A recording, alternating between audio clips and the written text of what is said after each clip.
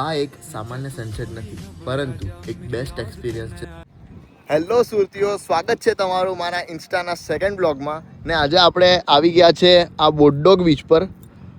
અને તમે લોકો વિચારશો કે અમે બોટડોગ બીચ પર શા માટે આવ્યા. તો મારે એક સિનેમેટિક રીલ શૂટ કરવી હતી, એટલે પછી મેં વિચાર્યું કે આપણે કોઈ એવા સનસેટ પોઈન્ટ પર જઈએ જ્યાં બહુ જ મસ્ત વ્યૂ આવે.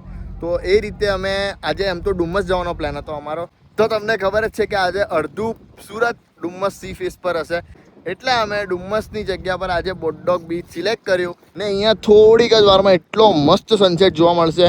તો હવે સનસેટ પછીનો જે બી હું રીલ શૂટ કરવાનો છું એ તમને આ વ્લોગમાં બતાવાય કે ના બતાવે મારાથી, પણ મેં મારી મેઇન આઈડી પર જે મારું પર્સનલ અકાઉન્ટ છે એમાં હું મૂકવાનો છું. તો એ રીલ તમે જરૂરથી ચેકઆઉટ કરજો. ને વ્યૂ તમને ખબર પડી હશે કે મેં કયા વ્યૂ માટે તમને કહેતો હતો આ વ્લોગમાં. તો આ મારી આઈડી છે, અહીંયા તમને દેખાઈ જ જશે.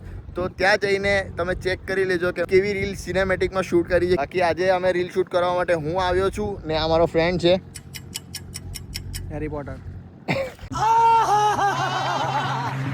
એ ઓલરેડી થોડો ફેમસ છે, એટલે આપણે એને ફૂટેજ વધારે આપતા નથી, કેમ કે આપણા ગરીબના વ્લોગમાં આવવા માટે ચાર્જીસ આપવા પડશે.